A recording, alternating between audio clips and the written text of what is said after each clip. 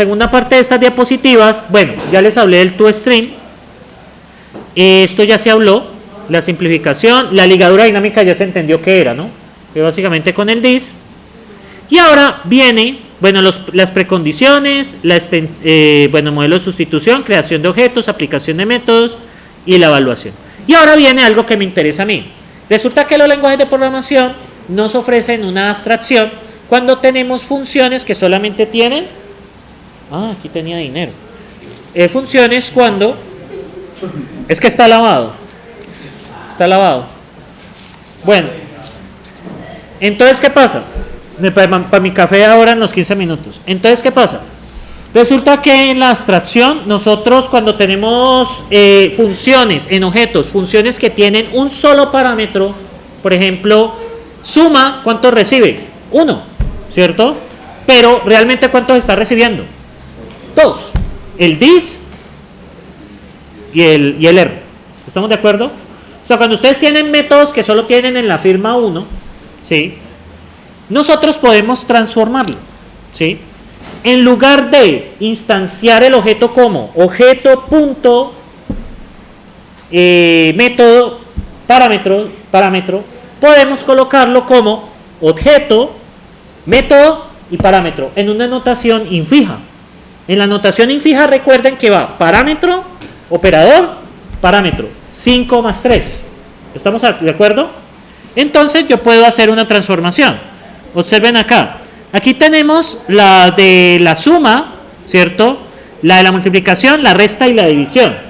Voy a hacer un cambio en la firma, que en vez de colocar suma voy a colocar más. En vez de la multiplicación voy a colocar por. En vez de la resta voy a colocar menos. Y en vez de la división voy a colocar slash. ¿Estamos de acuerdo ahí?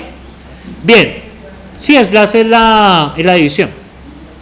Ahora, obviamente aquí no me va a funcionar, pero pues yo puedo hacer el cambio aquí en las firmas. Más, miren, menos, perdón, esta es la multiplicación. ¿Cómo sería? Por, aquí ¿cómo sería? Por, aquí sería menos, y aquí sería, simplemente hice un cambio en las firmas, no pasa nada. Esto no es nada raro, sino que es lo que quiero llegar, división. ¿Sí? Bueno, ahí tenemos eso. ¿Estamos de acuerdo? Voy a ejecutarlo por seguridad laboral. Vamos a ejecutar esto por nuestra salud mental. Entonces, pues va a darle run. Y pues no debería pasar nada raro. ¿Sí? Pero ¿qué pasa? Usarlos así es poco natural. ¿Sí? Usarlos así es poco natural. Bien, entonces observen lo que voy a hacer. Voy a crear dos racionales.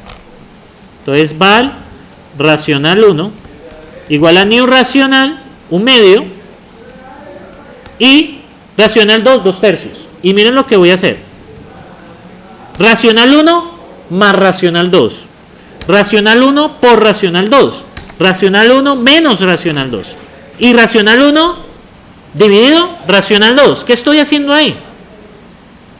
Miren la notación como la cambié. Esto es equivalente a tener esto. Racional 1 hasta más y racional 2. No sé si la pillan.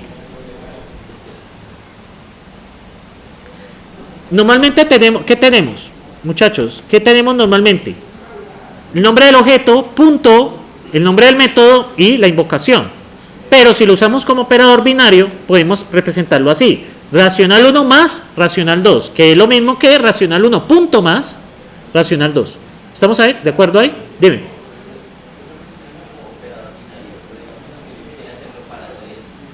No se puede. No tocaría agruparlos entre pares. Esa es la limitación. Por eso es que, o sea, para ser operador binario, una operación binaria siempre va a involucrar a dos. ¿Sí? Ahora, ¿qué pasa? En la operación, ignore eso, en la operación binaria siempre va a involucrar a dos, ¿cierto? Entonces, ¿qué pasa? El primero viene siendo el this y el segundo el parámetro. Ahora sí. ¿No? ¿Qué pasó?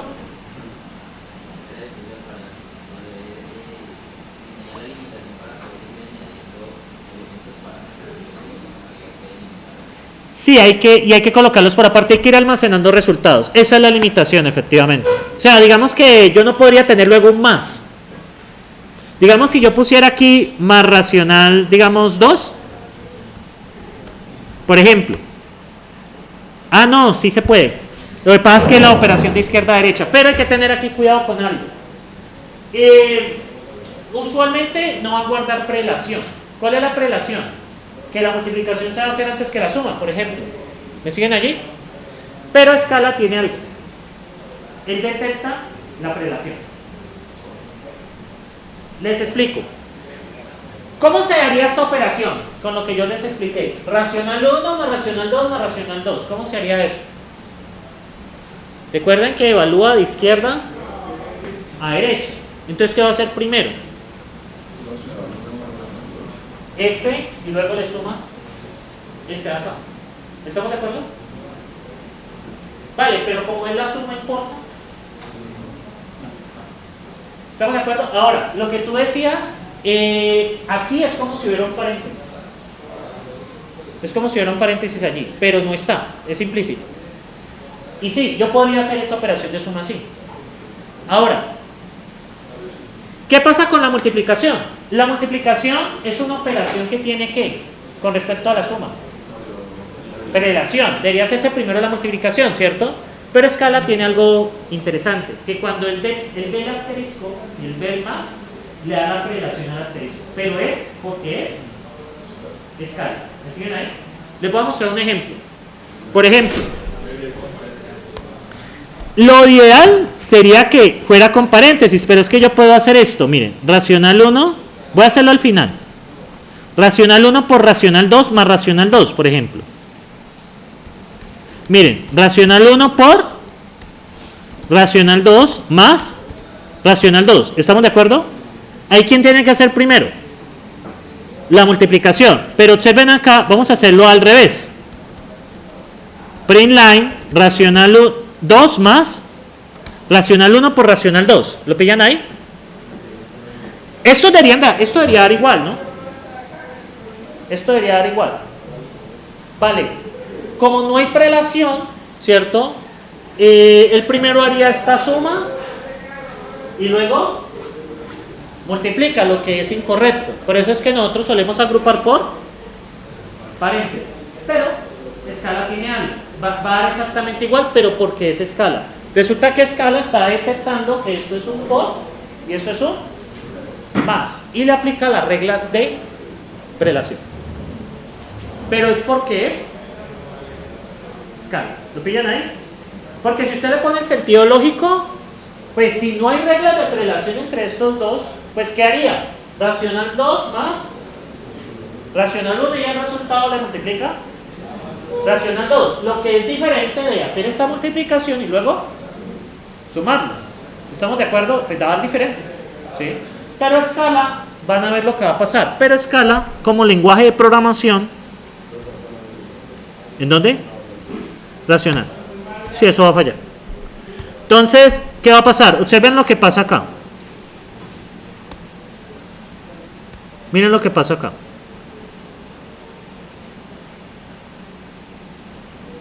Esta es una de las cosas más interesantes que tiene este lenguaje. Miren.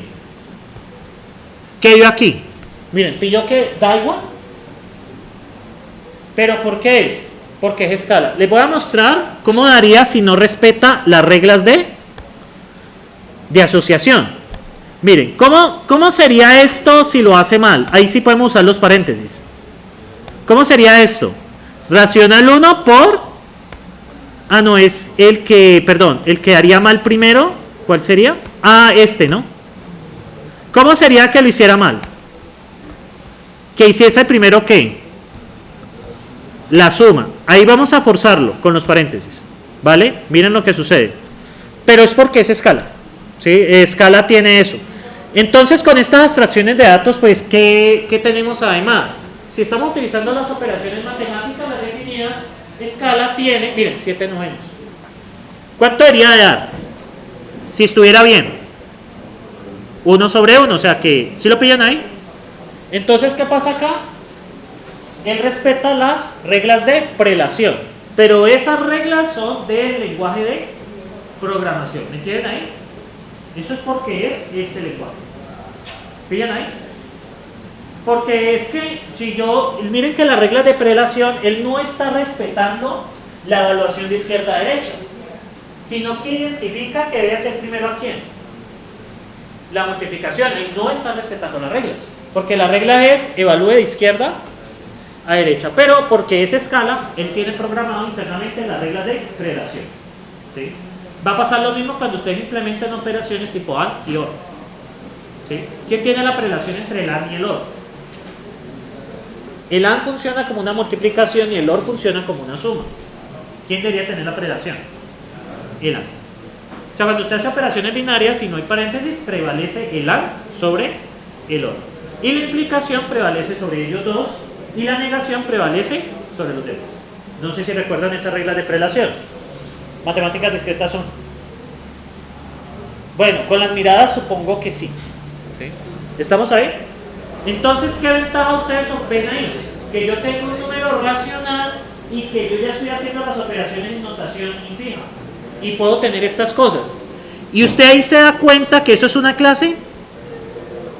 ¿Usted se da cuenta ahí que racional es una clase? La respuesta es... ¿no? ¿Sí lo piden ahí? Yo no me doy cuenta que esto es una clase. Eso para mí es un número. ¿Sí? ¿Estamos de acuerdo? Ahora, yo no puedo escribir 5 novenos y eso, pero podría hacer la implementación del lenguaje para agregar ese caso. Y eso lo verán ustedes en el curso de FLP, que uno sí va a poder hacer eso. Si yo digo que algo está sobre algo, lo voy a reconocer como un número racional. Y me dieron una idea para el proyecto de este semestre. Entonces, es eso. O sea, por ejemplo, yo en FLP yo podría escribir 5 novenos y se va a reconocer como un racional. Aquí sí no podemos hacer eso, ¿sí? Aquí sí ya nos toca pues con la interfaz que nos ofrece el objeto, ¿sí? Pero igual es muy transparente. Porque usted aquí, ¿qué se está evitando aquí? ¿Cuál sería el equivalente de este si lo escribiera en notación normal, en notación con punto? Sería racional 1 punto, ¿qué? Entre paréntesis, racional 2 punto, entre paréntesis, racional 2. ¿Sí lo pillan ahí? O sea, ¿cuál es la equivalencia de este? La equivalencia de este sería print line, ¿qué? Racional 1 punto, ¿qué? Más racional 2 punto, más racional 2. ¿Y qué me estoy evitando ahí? ¿Qué me estoy evitando aquí? Con esta escritura. Tener que ponerlo de esta manera. Y eso se le conoce como una operación binaria. ¿Estamos de acuerdo? La única condición es que la operación binaria son funciones que solo reciben un ¿qué? Un argumento explícito. ¿Estamos de acuerdo? Bueno, realmente recibe 2, pero pues en la firma solo va 1. ¿Estamos de acuerdo? Bueno, espero se haya entendido. Entonces vamos al divider, que esto sería la operación binaria. Ya casi los dejo salir a descanso. La operación binaria. ¿Qué pasa con la operación binaria? Cuando tenemos una función del estilo, entonces vamos a hablar de negocios, esto es escala. Entonces sería class, ejemplo, bueno, recibe un X, bueno, esto recibe cualquier cantidad de cosas. Y tenemos una función, entonces def f, que recibe cualquier cosa, devuelve un tipo, y es igual a tal cosa. Bueno, solo he recibido un argumento, ¿no? Entonces recibe una variable a que es de tipo T1 y esto hace cualquier cosa. ¿Qué pasa aquí con f, muchachos? ¿Qué pasa con f? F recibe explícitamente ¿qué? A, ¿cierto? A, la variable a. Pero implícitamente ¿a quién recibe? A this. Implícitamente, o sea, no está escrito. ¿Y cómo la puedo invocar? Yo la puedo invocar de dos maneras. La puedo invocar como, bueno, voy a hacer val, objeto ejemplo, igual a new ejemplo, lo voy a instanciar. Bueno, aquí recibe los parámetros. Y luego, ¿qué voy a hacer? Puedo invocarla como objeto ejemplo, punto qué, punto f, y le envío el valor. O cómo la puedo también invocar. Objeto ejemplo fi x. ¿Estamos de acuerdo? Solo funciona si tiene un solo parámetro. ¿Estamos de acuerdo? Esa es pues la única restricción. Vale, y así es como están implementados, por ejemplo, los números en estos lenguajes de programación. Ustedes nunca se han hecho la pregunta de que por qué en Python no había desborde. Porque es que, vea, este numerote. Esto ni siquiera me lo puede representar un... Miren, eso ni siquiera me lo puede representar un float. Ve, un long. Eso es demasiado grande. Y miren, y puedo sumarle. Y no hay problema. Más uno. Miren. Y no hay problema. Sí, suma bien. En FLP van a ver que cómo eso puede hacerse por debajo. ¿Sí? Eso es cuando van a extracción de datos en FLP. Pero por ahora, entonces acá, F recibe explícitamente la variable A, pero implícitamente recibe a quién? A dis. ¿Estamos de acuerdo? Bien, después de esto, ya para ir terminando, bueno, la notación infija, bueno, la creación racional. Luego hablan del concepto de herencia. ¿Qué es la herencia? Bueno, voy aquí a pausar el video. Les voy a dejar